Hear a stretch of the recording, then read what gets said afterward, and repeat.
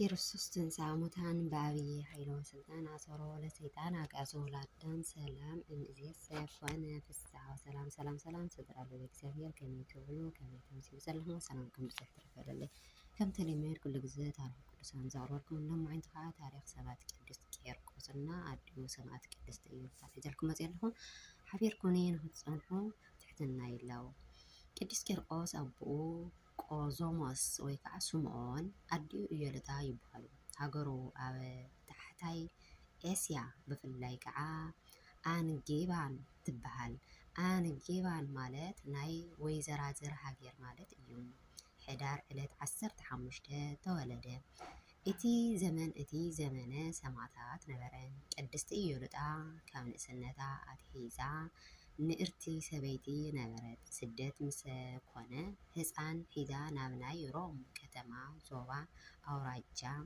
ኪልቅያ ብፍላይ ከዓ ናብ ጠርሲስ ተሰደደት ኣብዚ እዋን እዚ ኣሌክሳንድሮስ ዝተባሃለ ከሓዲ ንጉስ ክርስቲያን ዝኾነ ሒዝኩም ናባይ ኣምፅኡለይ ኢሉ ኣዚዙ ነበረ ቅድስቲ ኢዮልጣ ተታሒዛ ቀረበት ዓዲ ምስ ሓተተ ጓል ኣንጌባን ዝኾንኩ ቤተሰበይ ንናይ ኢቆንያን ሰባት ሓለፍቶም ዝኾኑ ኢሳወረሳውያን እዮም ኣነ እውን ብናትካ ትእዛዝ ምክንያት ሃዲመ ነይረ እንሆ ሎሚ ብኢድካ ተታሒዘ በለቶ ንሱ ኣብ ኢደይ ከም ዝኣተኽዶ ፈሊጥኪ ሕጂ እውን እቲ ዝሕሸኪ ምረፂ ሽምኪ እውን ንገርኒ ኣነ ከዓ ጥራይ ሕራይ ኢልኪ ንኣምልኾተይ ስገዲ እምበር ከኽብረኪ እየ በላ ንሳ ኣነ ነዞም ርኩሳት ኣምልኾትካ ኣይስውእን በለቶ ስምኪ ምስ በለ ስመይ ክርስቲያን እዩ ዝበሃል በለቶ ኣሌክሳንድሮስ እዚስ ጌጋ እዩ ዝጠቕመኪ ኣይኮነን በላ ከይትሞቲ ቀልጢፍኪ ሽምኪ ሃቢ በላ ቅድስቲ ኢዮልጣ ናተይ ስም ክርስቲያን ከም ዝኾነ ነጊረካ እንድየ በለቶ እቲ ሞት ዝስዕሮ ስመይ እንተኾይኑ ኢዮልጣ እዩ በለቶ ንሱ ብርቱዕ ስቃይ ከየወረደኪ እንከሎ ተነሲኺ ንኣምልኾተይ መስዋዕቲ ኣቕርቢ በላ ንሳ ሓቂ ትፈቱ እንተኮይንካ ዕድመ ወዲ 3 ዓመት ዝኾነ ህፃን ውልደ እዩ እሞ ከምፅአልካ ናባኻ ከዓ ይምፃእ እሞ እነምልኾን እንሰግደሉን ኣምላኽ ክነግረካ እየ በለቶ ሽዑ ነዚ ወዲ 3 ዓመት ህፃን ክደልይዎ ወታሃደራት ለኣኸ እቶም ደቂ እቲ ሃገር ኩሎም ደቆም ስለ ዝሓውኡ ኣይረኸቡን ሽዑ ናብ ወገን ምብራቕ ፀሓይ እንትኸዱ ንቅዱስ ቄርቆስ ረኸብዎም እዚ ህፃን ወዲ ክንደይ ዓመት እዩ ኢሎም ስእሉ ሓተቱ ወዲ 3 ዓመት ኮይኑ ወዲ ሓንቲ ክርስቲያናዊት መበለት እዩ በልዎ ነቲ ህፃን ሒዞም ናብቲ ንጉስ ኣምፅእዎ እቲ ንጉስ ኣንታ ህፃን ቆልዓ ስለምንታይ ይግብአካ እዩ በሎ እቲ ህፃን ንዓይ ሕጉስ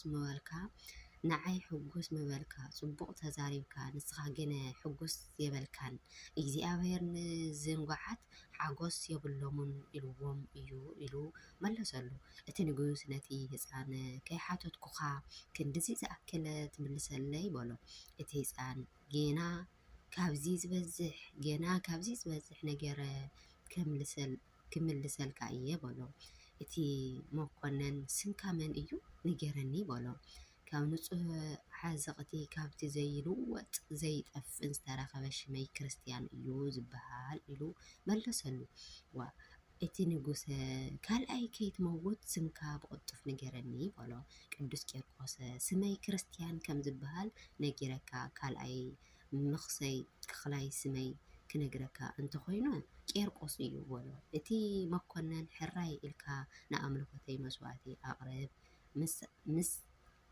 ዓበኻ ክሸመካ እየ ብዙሕ ወርቅን ብሩርን ከዓ ክኽብረካ እየ በሎ። እቲ ህፃን ኣንታ ናይ ሰይጣን ልኡኽ ጸላኢ ሓቂ ዝኾንካ ካባይ ርሓቕ በሎ። ንሱ ሰሚዑ ተቖጥዐ፣ ሓረቐ፣ ደሙ ከም ማይ ክሳብ ዝፈስስ 100 ኩርማጅ ክወቕዎ ኣዘዘ። ቅድስቲ ኢዮልጣ ከዓ ጽንዕቲ ናይ ወደይ ራእይ ንፈጣሪኡ ኣመስገነቶ። ጽኑዕ ወደይ ርኤ ንፈጣሪኡ ኣመስገነቶ። ድሕሪኡ እቲ መኮነን ጨውን ሰነፍጭን ኣምፂኦም ብኣፍንጭኦም ከእትወሎም ኣዘዘ።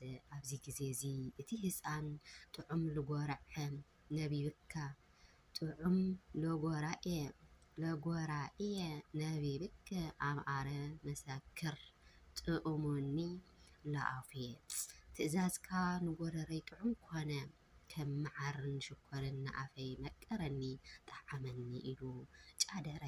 እንደገና እቲ መኮነን ኣሕዋቱ ዝተሰሓሉ ከም ጓህሪ ብሓዊ ዝረሰኑ 14 ናይ ሓፂን ሸናኽራት ኣብ ናይ ኢዮልጣ ኣካላት 7 ኣብቲ ህፃን 7 ክወግኡ ኣዘዘ። በዚ መሰረት ከክልተ ኣብ ኣፎም ከክልተ ኣብ ኣፍንጮም ከክልተ ኣብ ኣዒንቶም ሓደ ሓደ ኣብ ኣፍ ልቦምን ክወግእዎም ኣዘዘ። ይኹን እምበር ጎይታ ነቲ ውዑይ ሓፂን ናብ በረድ ቀይረሎም። ጥዑያት ከዓ ኮኑ። ንቄርቆስ ሰይጣናዊት እውን ከስሕትዎ ኢሎም መፂኡ። ብትምህርቲ መስቀል ምስ ኣማዕተብኩሎም ጠፍኡ። እቲ መኮነን ሓረቐ፣ ናብ ቤተ ማእሰርቲ እተውዎ። እንደገና ናይ ስቃይ መሳርሕታት ዝሰርሕ ሰብ ኣምፅኡ። ሰይጣን ከምኡ ገይሩ እንተቀቲልዎም ሰማያዊ ኣኽሊ ከም ዝደፍአሎም ስለ ዝፈልጥ ሰይጣን ነቲ መኮነን ኣፍ ኣውፂኡ ናይ ሰይጣን ተንኮል ወይ ከዓ ክፋት ዝተረድኦ። ቅዱስ ቄርቆስ ነቲ ስራሕ ሓፂን ባዕሉ ኣፀዊዑ ክልተ በላሕቲ መላፀ ወይ ከዓ ሰፋሕቲ 4 ዓመት ዝኾነ ዓይ ነደይን ሰሪሐ። ካልኣይ ኣጭናቕቲ ርእሲ ዝሰብርን ክሳድ ዝኣስርን ዝበልዕ ፈርኬታ ዓይኒ ዘውፅእ ኣካል ዝመታትር ኣፍንጫ ዝመዝዝን ዝሰብርን እዝኒ ዝልሕስ ህዋሳት ዝተፈላለየ ከም ልጓም ኮይኑ መልሓስ ዝቆራረፅ ኣብ ውሽጢ ኣካላት ኣትዩ ዝንቀሳቐስ ቁልፊ ግጤት ንጎታት ዝከፋፈል ዝጠዋዊ ኣጨናቕ ዝኾነ ጅማውቲ ዝቆራፅእ ሰራወር ሙዙዝ ዘውፅእ ስራሕ በሎ። እንደገና ብናይ ላም ምሳሌ ዓብይ መንበሪ ካብ ናሓስ ስራሕ 3 ነዃላት ኣብቲ መቐመጢ ኣውፂኡ። ልክዕ ብናይ ቁመቱ 3 ሸናኽራት ስራሕ ናይቲ ሸናኽራት ርእሲ ከዓ ካብ ነሓስ ግበር። ኣብ ማእኸል ካብቶም ዘውፅዎ ዘይፍለ ፍሉይ 3 ስላሴ ኢልካ ፀሓፍ። ካልእ ጠምዛዝን ንላዕሊ ስሒቡ ዝወፅእ መሳርሒ 2 መጋዛት ካብ ሓፂን መቆሎ ስራሕ። ሕጂ እውን ሓደ ዓብይ ገንኢ ሰሪሕካ ኣብ ውሽጢ ክሳድ ዝጠማዘዝ ዝስንጠቕን ተሸናኺሩ መሳርሒ ግበር። ኣብ ማእኸሉ ዝተወከለ ናውቲ ከብዲ ዝምርምር ኢድ ብሓፂን ስራሕ። ኣነ ናይ ፃዕሪ ስቃይ ዘሳቀየሉ እዚ እዩ በሎ። እቲ ስራሕ ሰሚዑ ብጣዕሚ ተደነቐ። 100 ስራሕትታት ዝተሓጋገዝዎ ገይሩ ኣብ 40 መዓልቲ ሰሪሑ ፈፀመ። ድሕሪዚ ኤሌክሳንድሮስ ኣፉ ተኸፊቱ ንቅዱስ ቄርቆስ ቅድስቲ ኢዮልጣ ናብ ኣደባባይ ከምፅኡለይ ኣዘዘ። ንክልቲኦም ርእሶም ምስ ቆርበቶም ላፅዮም ጓህሪ ክንስልስሎም 4 ሸናኽራት ከዓ ኣብ መንኮቦም ክሳብ ዓኾር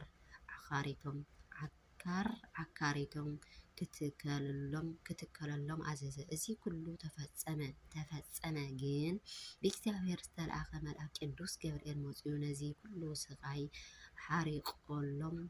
ኣርሒቆሎም። እንደገና ካብ ንጉሆ ክሳብ ምሸት ኣብቲ ናይ ስቃይ መሳርሒ ኣርሐቆሎም። እንደገና ካብ ንጉሆ ክሳብ ምሸት ኣብቲ ናይ ስቃይ መሳርሒ ከሳቂይዎም ዋዕሉ። ሓሙሽተ ክሳብ ዝኾና ብጨውን ብቐብኣዊ ፈሳሲ ኣብ መቕሎ ቀሊዮም ሸውዓን ጎይታ ካብ ሞት ኣተንስኦም ናብቲ መኮነን ከዓ ኪዱ እቲ መኮነን ብሓቂ ካብ ሞት ተንሲኡኩም እንተኮይንኩም ነዚ ካብ ቆርበት ዝተሰርሐ ሳእነይ ናብ ብዕራይ እስኪ ቀይርዎ በሎም። ቅዱስ ቄርቆስ ጸልዩ እቲ ሳእነይ ዓብይ ብዕራይ ኣብ ክሳዱ ከዓ ጤል ወፂኣ ድሕሪኡ እቲ መኮነን 1,000 ሰባት ኣኪቡ እቲ ዓብይ ብዕራይ ክሳዱ ጤል ዝኾነ ተሓሪዱ ነዞም ኩሎም ኣኺልዎም በሊዖም ምስ ፀገቡ ነገራቶም ኩሉ ሓቂ ከም ዝኾነ ኣሚነ ኣለኹ በሎ። ንግዚኡ ከምቲ ትእዛዝ ንጉስ ተገይሩ ኩላቶም በሊዖም ፀገቦም። ካብቲ ናይ ጤል ስጋ 6 መኣዲ ካብቲ ብዕራይ 4 መኣዲ ተረፈ ተለዓለ። ኣሌክሳንድሮስ ነቲ ዝተረፈ ስጋ ርኢዩ ናብ ባሕሪ ክሰድድዎ ኣዘዘ። ኣሌክሳንድሮስ በቲ ህፃን ዝገበሮ ሓፊሩ መልሓሱ እኳ እንተ ቆረፀ ጎይታ ከምቲ ቀዳመይቲ ጽብቕቲ መልሓስ ተኽኢሉ ኣብ ሓደ ዓብይ 40 ገንኢ ዝሕዝ ዓብይ ገንኢ ንክልቲኦም ኣብኡ ከእትዎም ኣዘዘ። ቅንጭብ ዘይቲ ዘለዎ ማይ 40 መዓልቲ ኣፍሊሖም ካብ በዝሒ ፍልሓቱ ኣብ 150 ሜትሮ ንላዕሊ ከም ምብራቃዊ ሸኽሸኽ ዝብል ኮነ። ቅድስቲ ኢዮልጣ ንግዚኡ ፈሪሓ ብናይ ወዳ ጸሎት ኣምላኻዊ ሓይሊ ተዋሂብዋ ናብቲ ገንኢ ኣትዩ ምስእተዎ እቲ ከም ናይ ክረምቲ ነጎዳ እናንጎድጎደ ን40 መዓልቲ ዝፈልሕ ማይ ከም ናይ ንጎኣሳሒታ ዝሕል ኩሎም ንቅዱስ ቄርቆስ እንደገና ኣብቲ ውሽጢ ብዘሎ መንኮራኩር ናይ ሓፂን መቑሎ ምስ ቆለዎ መልአከ እግዚአብሔር ቅዱስ ገብርኤል በሪሩ መፂኡ ኣውፅኦም። ቃል ኪዳን ጎይታና ኢየሱስ ክርስቶስ ካብ ናይ ሰማይ ወሪዱ ዝደለኻዮ ዝበለ ኩሉ ለምነኒ ክህበካ በሎ። ቅዱስ ቄርቆስ ስጋይን ኣብ ምድሪ ኣይቀብርን ስመይ ንዝፀውዐ መዘከርታይ ንዝገበረ ቤተ ክርስቲያነይ ንሰርሐ ናይ ገድለይ መፅሓፍ ዝፀሓፈን ንዘንበበን መባእ ዝሃበን ኣብ ውሽጢ ቤተ ክርስቲያን ፀልየን ሓጢኣቱ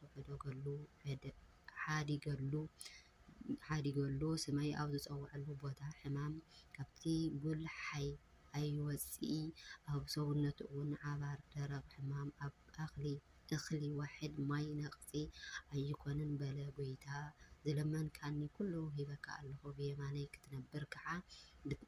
ክትነብር ኢኻ ስጋኻ ከዓ ኣብቲ ነቢይ ኤልያስ ዝዓረገሉ ሰረገላ ክቕመጥ እዩ በሎ። ቅዱስ ቄርቆስ ብጣዕሚ ተሓጎሰ፣ ፈጣሪኡ ኣመስገነ። ድሕሪኡ ኣብቲ ለይቲ ኣቲኣ ፍርቂ ለይቲ ክሳዱ ብሰይፊ ተሰየፈ ብሰማዕትነት ዓረፈ።